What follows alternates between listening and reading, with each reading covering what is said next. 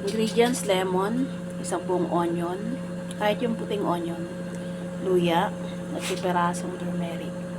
Ito po ay mabisang sangkap para mabilis na gumaling ang ubo, sipon, at saka kati ng lalamunan.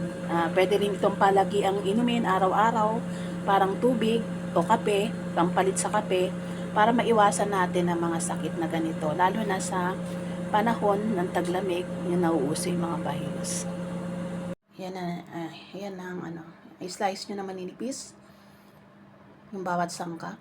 Ito yung lemon. Alisin nyo yung buto kasi magiging mapait yung tiyan ninyo. Huwag na ninyong alisin yung balat ng sibuyas dahil may sustansya yan. Maging yung balat ng, huwag nyo nang alisin yung balat ng luyang dilaw tsaka ng luya. I-boil nyo siya. Pagka-boil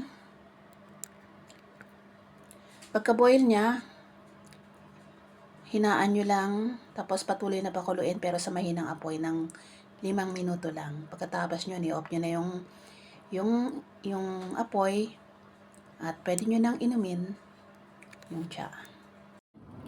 Na-boil na tsa. Ito yung finished product niya. Yan po. Inumin lang siya maghapon. At ugaliin araw-araw na maiwasan yung mga virus na nasa ating paligid.